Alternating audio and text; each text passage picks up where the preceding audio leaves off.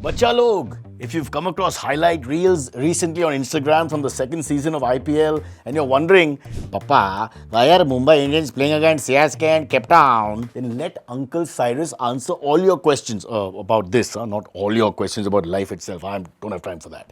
When the world was introduced to the concept of the Indian Premier League in 2008, any average cricket fan imagined it to be an updated version of a regular domestic league. The inaugural IPL season was equivalent to a 1,000 crore club Bollywood movie, which in today's time is an ultimate blockbuster. 20 crore Indians on TV and 1 crore overseas viewers tuned into IPL as it single-handedly bowled out the TRPs and became an instant family entertainer.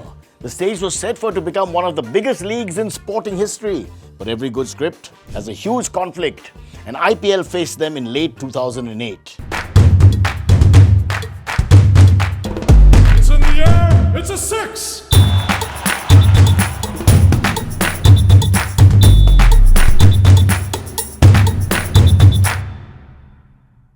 Hello, my name is Cyrus Broacha and welcome back to IDFC First Bang Century of Cricket podcast, and here's your fun IDFC first fact of the week. Did you know that the IPL trophy is worth a fortune? Literally. The trophy is made out of gold and silver and its base is studded with rubies and diamonds and other very precious stones, bringing the value of that trophy to $40,000. See, now I understand why the entire team holds the trophy. Anyway, let's go back to the story.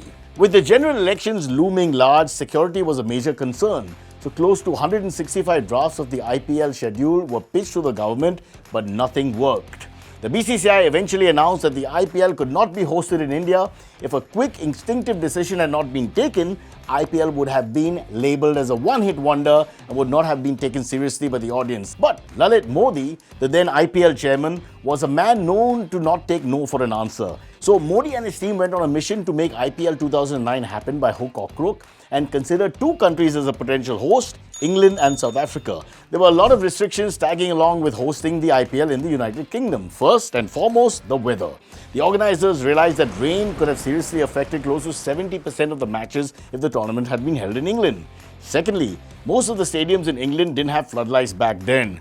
And lastly, England was holding a T20 World Cup in June and the majority of the stadiums had already begun gearing up for preparations for that ICC tournament. South Africa, on the other hand, was ticking all these boxes. Wait, I'll show it to you live. The weather was perfectly suitable. The South African government and the Cricket Association of South Africa assured that the IPL will receive the full red carpet treatment. And most importantly, the cost of running the tournament in South Africa would also be substantially less than England. So with all these factors in favour of the BCCI, the IPL was planned to be hosted in the rainbow country itself. But the challenges soon started to unpeel one at a time. One of the major issues was that everything had been planned keeping in mind that the 2009 season will be hosted in India. But the organizers only had 3 weeks with them, just 3 weeks to host the tournament. Can you believe that? So every single piece of equipment that you can imagine to organize a tournament of that scale was flown to South Africa from India, even the dugouts on the boundaries. Yes, even the cheerleaders. My God, these people are always asking about the cheerleaders. If you watch the highlights of that season of IPL today, you'll notice that the players were wearing beanies and sweaters. That's not because they wanted to look cool. That's because it was very cold in South Africa and the first IPL was played during peak Indian summer. Okay, now everything was done and it was time to play, but before the first match, they had to figure out ways to build the hype among the South African public because it wasn't going to be as easy to fill these stadiums in South Africa for an Indian domestic league.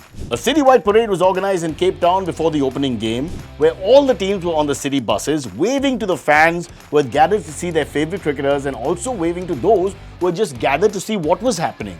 We have a clip. Here's a fan waving. Tendulkar.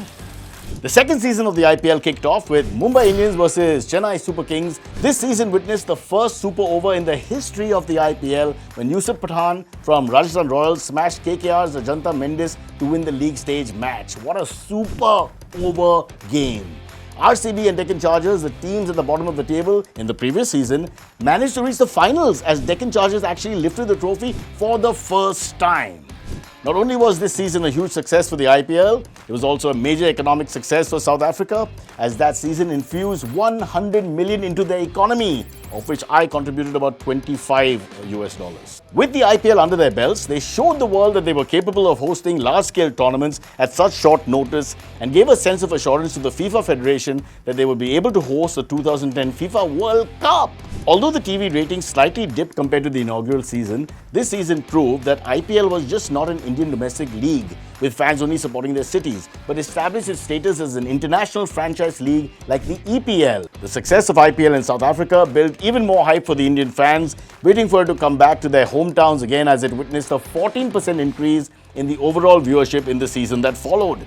This also allowed other countries to take an interest in hosting the Indian Premier League, which led to the UAE hosting the games in 2014 and also during the COVID years. IPL today is the second largest sporting league, surpassing the historical leagues such as, hear this, NBA, EPL, the La Ligas and whatnot. Will it be able to become the richest league in the world? You ask me this question, I'll answer in private, not in public. And that's the end of this episode of Century of Cricket, brought to you by IDFC First Bank. And now I'm going to go and plan my next international trip.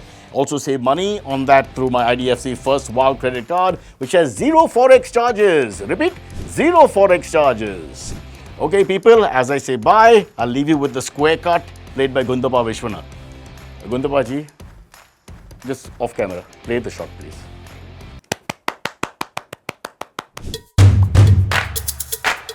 But MS Dhoni has been a household name for decades now. Imagining Indian cricket without Dhoni is like imagining vada pav without the vada. It just doesn't make sense. Dhoni dominated the field and my heart like nobody's business for 16 years, ladies and gentlemen. But then came the year 2020.